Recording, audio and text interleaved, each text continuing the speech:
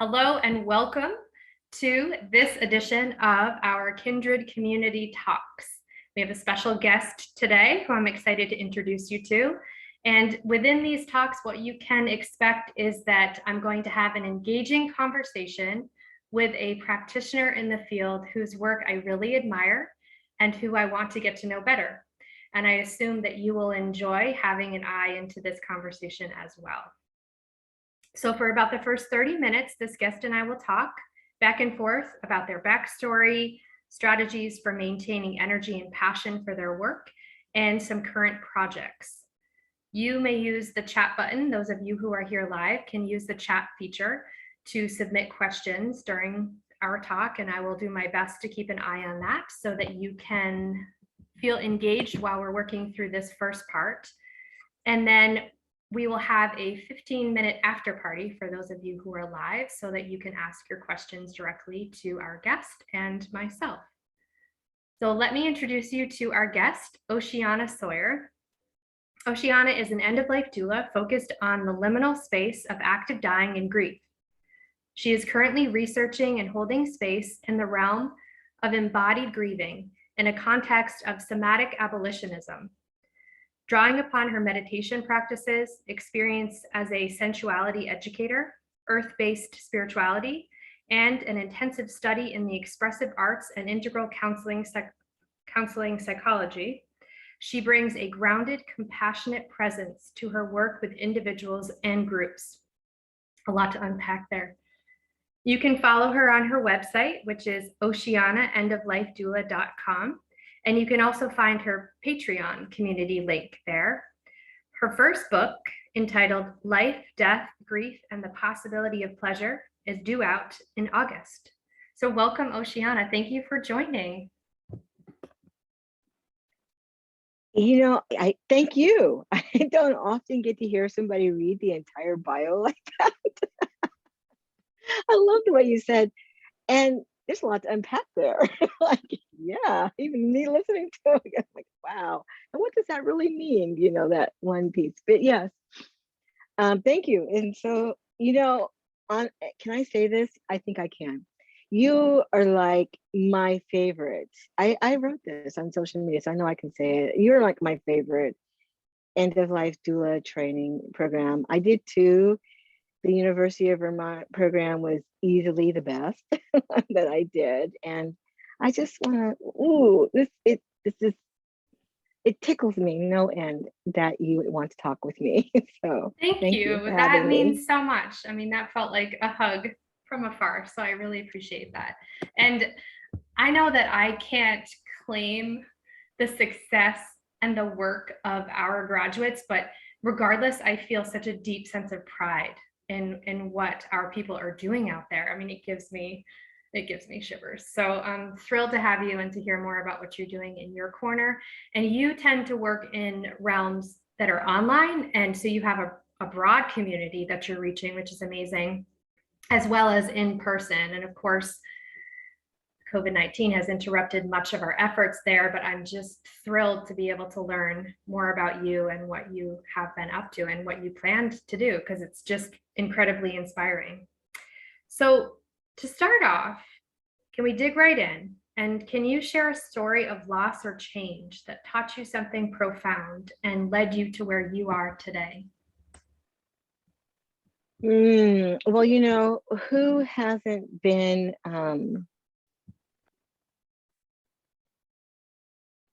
profoundly changed by the death of a parent or spouse or child? And for me, it was definitely the loss.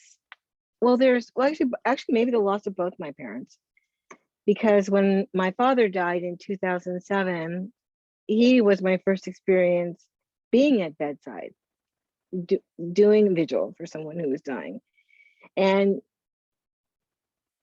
while we had been estranged, we kind of had gotten back together near the end of his life there. And it was a complete joy, in a way, to be with him during that time. He said, I'm going to party out. This is my father.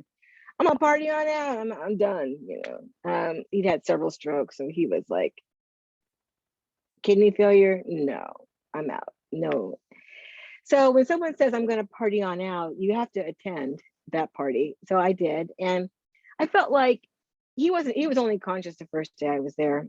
I had to travel to Atlanta, but in the 5 days that he unwound his life, I felt like we went on this journey together.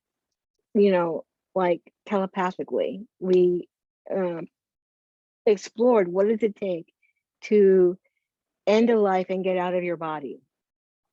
And I was studying a spiritual tradition at that point, and so I used some of those tools, and a lot of it was just intuition, just like paying attention, very close attention to him. And that, by the time that he died, I won't tell that whole story, but by the time that he died, I knew this is my niche. I can hold this space. This is space I can hold. This is what I was like born to do. Now, in 2007, there weren't a lot of like end of life doula programs out there. So, I had spontaneously, intuitively caught on to this idea that singing or music at bedside was ease the process. And so I thought I would join the Threshold Choir in Oakland, California, where I lived. And I attended a couple of those rehearsals and was so intimidated because I'm not really a singer. I just thought it was a good idea. So, and then there was a big lull in my death care. Although I will say from that moment, when people were dying in my family, friends, they'd say, "Oh, let's get Oceana," So I did do some of that. The next profound change was definitely my mother. My mother passed in 2019, in November 2019, right ahead of the pandemic. My mother always had, impeccable timing. So, the pandemic would have made her like really anxious, high anxiety, just, it would not have been pretty. My mother in her skilled nursing, not skilled nursing facility, but in her senior center in the state of Washington, that would have been that. I'm just turning off my ringer because I just heard a thing. So, my mother had been holding the space for me of culture, African American culture. And while I had been spending most of my life in Eurocentric mainstream places, my mother was holding the space of home of African American culture. And when she died, I felt completely unmoored, like untethered to anything. And then the pandemic hit, and we all know where we were in March of 2020. That was just, an incredible moment in time, and continues to be. But what I learned out of that experience, because in a way, the pandemic gave me all the time and space to grieve in a way that was unique to me, I guess. So I got to really explore grieving, and there were so many things that came out of that period of time, but I'd say maybe the most profound, the thing that sort of changed the trajectory of even my work as a doula, was this idea that I don't have to follow in my footsteps. In fact, my ancestors said that to me in meditation quite often, especially in the beginning, like, no, your job is not to follow in your mother's footsteps or anybody else's around here, as a matter of fact. But what we would like for you to do is to carry us forward. Your job is to carry us forward. And in that, I heard a call to find my lane, just to do my lane. Now, I know when we come out of doula training, right? Everybody's trying to figure out what are we going to do in this big, vast territory of end of life care. It's huge. And I was floundering. I had done the work of putting up a website, very general, and was prepared to, for business, but I didn't really know what I was going to do until this period of mourning, where I sort of like unraveled and fell into myself. And interestingly enough, my unraveling also occurred at the same time that another pandemic was happening, which was the racial reckoning. So my practice became integrated into social justice, liberation. So this way I had of grieving somatically, through the body, met with somatic abolitionism. So this like grieving, not just individuals, but grieving what's happening currently in the places where we live, the world. Really, I know there's somebody here from, I think, Thailand, but really the world, because we have climate collapse happening, and all kinds of inequities. I won't even start with the Supreme Court. So, there's so much right now to be grieving. So I from my mother's loss, I got the level of grieving personally, and micro grieving. Oh, there's a new word: micro grieving and macro grieving. Thank you for that. I coined that. It was heard here first. Micro grieving and macro grieving. That's cool. All right. I thank you. That was just so beautiful to hear your backstory and these two significant losses. I feel like with your mom's loss, that it almost, for some of us, when we have a really special person who has been reliable, who has been a source of comfort to us, perhaps maybe a mother, and you have that feeling of home wrapped up in their presence, and then they leave, their physical presence is absent. And what do you do with that longing for home? And it almost sounds like you had to find it again within yourself, build it again within yourself first, and then think about, how can I go back out into the world as this new version of myself without my mom? Does that seem like it? Yes. Yeah. And actually, see, now I'm on the edge of my chair now. So, now we're going to get into it. This is why I talk about my practice as, this liminal space of active dying and grieving. To me, there's something that happens. You guys all know this. You guys all work in the field. So like, like do your little twinkle hands if you feel me on this, but there's like a portal that opens up, right? When someone transitions into active dying. Now I'm going to get a little woo-woo here, but that's me. So, You be you. Yeah, I'm going to stay in my lane. So there's a portal that opens up, and you can feel it. It's like visceral. And the moment you sort of step into that portal with someone who's actively dying, you are in a way sort of surrendering yourself to a period of intense change. There's so much change happening, obviously, when someone's dying. They're leaving their body. That's like one of the biggest changes besides birth that you're going to experience as an individual.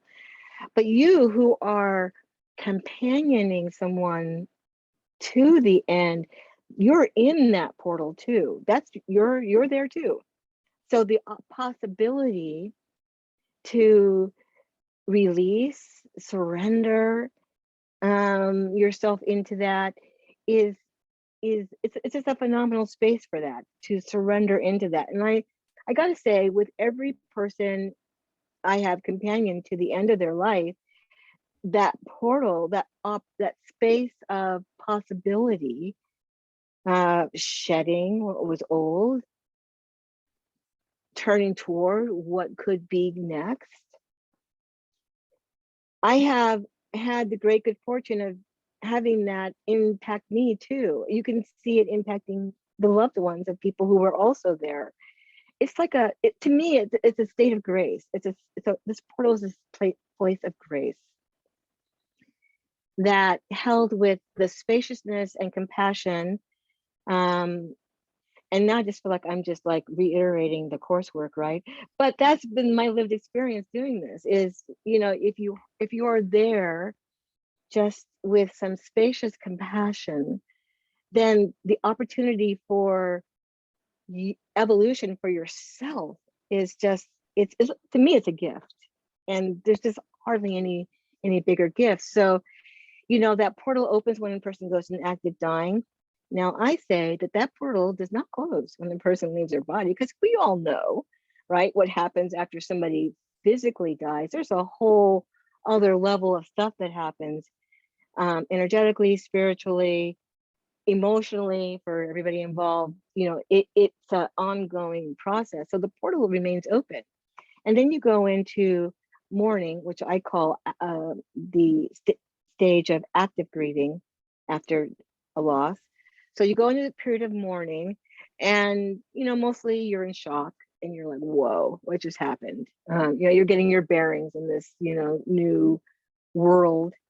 After a significant loss of a loved one, you're certainly getting your bearings in a new world, because so much of your identity and life has ended. So you're turning toward what could be next. And this open, for me, this place of open, I forgot what your question was, but I'm just going to keep talking. Doesn't matter. Okay. So this place of openness, now, what I call the vast terrain of grief, now you have an open field. Now, of course, there is the pain of the loss, which is to be tended to with some kind of gentleness and reverence, curiosity, an investment of self, really. So there's this vast terrain in which you have the possibility of becoming the next version of yourself, if you're willing. Now, sometimes people go into grief and mourning and they're just like, they're in denial. Everybody goes through that. I myself went through luckily I had some friends who were saying, "Oceana, you just lost your mother. Could you just like lay down for a minute and stop trying to micromanage everything?" Because that's what I did with this energy. I got busy, which was fine in terms of wrapping up my mother's estate, but it didn't work in terms of sort of managing my friendships and other work that I was doing. So again, so if you're able or willing to attend to the space, again, just like what you do with the dying, right, with some spacious compassion. So the same thing you would tell a client who is still remaining after someone passes, you're be gentle with yourself, drink lots of water, eat good food, go for walks, be around family, do nice things for yourself in this period of time. The same thing you would tell a client is the same thing that you could do for yourself in this period where there is this portal open, and the possibility for evolution for yourself is so great. You could be doing the same thing as an end of life doula. Take space for yourself after a client has passed. Really, take space, pay attention, notice what's shifted, what sort of like kind of evaporated or flaked off in this little bit of time with this person. What wants to emerge? What was sort of inspirational part? What was the inspirational part of this journey that maybe you missed because you were so busy tending to the family of the person? But so yeah, taking time for self, and in this portal, I think is, and then because the portal does close. Eventually that beautiful liminal, anything's possible space does start to kind of close down, and now you're in the next phase of your life, whatever that is. So now I'm going to stop talking. You can ask the next question. Sure. I mean, I think walking the walk is so important as doulas. We have to be genuine. We can't sort of suggest things or offer ideas that we're not also utilizing ourselves.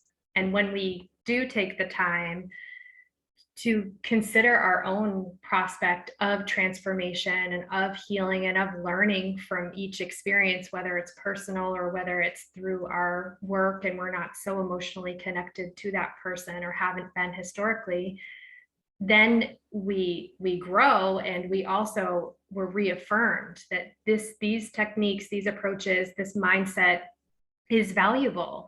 And so we know that for ourselves, we've experienced it, and then we can offer it to other people with more authenticity. So it's so key to take the time to do that and to remember ourselves. I want to go back to what you said about your father's death when you mentioned that he was partying out. And I wondered immediately as you said that, did that plant the seed for you to think about joy and pleasure in this new way, or had it already been established? Was that a turning point for you? Because your current work in this book that I've been enjoying, I'm reading it digitally right now, is really about that opportunity for pleasure, even during our times of complexity and deep sadness and all the rest of it. Yes. Yes, I come from good stock. My father, was always very charismatic and a party, kind of person, throwing barbecues, that was his way. But, I was already in an exploration around how do you live the kind of life that where the senses can inform you, and be a kind of dharma, to borrow some Buddhist, language. If you pursue, now this is a tricky word, right? Pleasure. People think it's kind of frivolous, like, oh, does this mean like, and so I wanted to make a distinction about the kind of pleasure that I'm talking about, as opposed to toxic positivity, which, is kind of so available, let's put it that way, in our field, is toxic positivity, which the distinction I like to make there is that you're looking in the realm of pleasure, you're looking for something that genuinely feels good. And it's coming from a place of just looking for what looks good. You're not trying to change anything. Nothing needs to be fixed in the realm of pleasure. It's not a band-aid you put on a bad situation. In fact, what I talk about in the book is, it's the thing that happens after you have taken care of everything else. It's not required. It's just a possibility that you can add on once the comfort, the medical care has been established and the comfort is handled. Now here's something you can add in that will make the experience, at least for me, my experience is more expansive. Being in a state of pleasure, feeling good, makes you more available to, I think, an expanded consciousness. So that portal that I was talking about, a few minutes ago, if you are also have an eye towards how to make this dying experience feel good, find some joy in there, have some pleasure, then that makes you more available to this expansive place of spirit evolution. I need to get better words for talking about this. I can tell because I'm using a lot of jargon. You guys ask specific questions if you have them, but to me, that's what pleasure when I talk about pleasure in my work. And certainly my father always had this idea that if something isn't going to be fun, then there's no point in doing it. And then At that point, I was already, I had become involved in a community that was sort of exploring sensuality, the senses, and sexuality as well. So it was just sort of, for me in my practice, that's just what set at the bedrock of it. This idea that you do all your shoulds, you cover all the bases, and then there's this opportunity for a frosting on the cake, if you will, and a way to elevate the experience. Yeah, I think my father has some influence on me in that. That's And you know, it's yeah, go. while I'm talking, can I just do a shout out to Dina? Dina, I see your name on here, and you're in the chat, just blowing that up. I just want to say, I love following you. I love everything about you, and thank you for continuing to relate with me in any of the ways that you do. Okay, that's it. That's my Dina standard moment. Second, ditto. Could you briefly talk to us about attending to the senses when you are caring for someone during the end of life? Because, and I didn't send you this question, it's just coming to mind, because I think that sometimes we forget about this in terms of a person's full humanity. And sometimes visitors and loved ones, we're so focused on the comfort measures, and we're so focused on the health decline and what we're losing and what's missing and what's going wrong, and that can really draw our attention so fully. So how can we be more expansive in our approaches to be able to encompass the whole person and all of their senses in, you know, maybe some kind of simple ways that we can remember and introduce within our work? Mm-hmm. You know, this was a question that you posed earlier on the way to this conversation, but I'm going to bring it up here, and it's this question around how do you handle intensity, all right? And somebody's already put it. Roberta already had a great question in the chat around when you're when you're attending to a death where the person doesn't want to be dying, they're fighting, and the family's like, and you know, there's all kinds of permutations of the scenario, right? The person doesn't want to die, they're, you know, fighting tooth and nail, or there's a family member who's like, oh, I can't believe this is happening, you know, they're freaking out, and you have all these different permutations. So what I do in those situations myself is I take a deep breath and pause. I might even call out a pause. Okay, everyone, we're just going to take a little break right here. Just like, we're going to take a pause. And depending on who it is, I might say, let's just take a deep breath together. But the family may not be available for that kind of thing. I take the deep breath and re-ground myself. The act of the person, the doula, the person who's supposed to be holding the space, you know, the act of you pausing, slowing it down, grounding, makes it available to anybody else. So it's, if you do, for me, what I've learned is that if I do nothing else but be the calm, compassion in the space, if I only do that, that can be enough. That can be enough. Now, sometimes it's not. It's not a cure-all.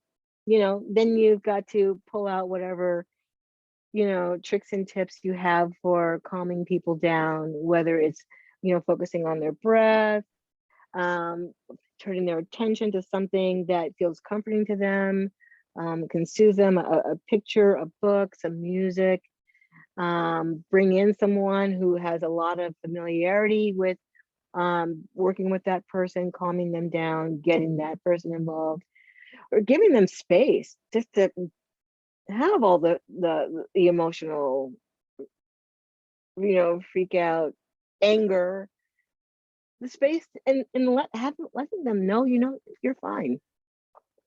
That's righteous. What you're doing is righteous. Because you guys know, people do all kind of crazy things at the end there. It gets really kind of wild sometimes. And people think that people who are dying, I love this little thing that is, people think that people who are dying are all of a sudden going to become angelic and like the best, version of themselves. It's like, well, you're lucky if that happens. But, my experience, I'm sure this is yours too, is people just become more of who they actually are, whatever that is. And sometimes they become super bottled up. And so a doula who feels like a safe, neutral presence in the space and who says, just let that out, let it come out. This is part of it. This is all part of it, whether it's tears or anger, frustration, they're lamenting, they're regretting. I mean, all that heaviness that they don't always feel comfortable expressing in front of their loved ones.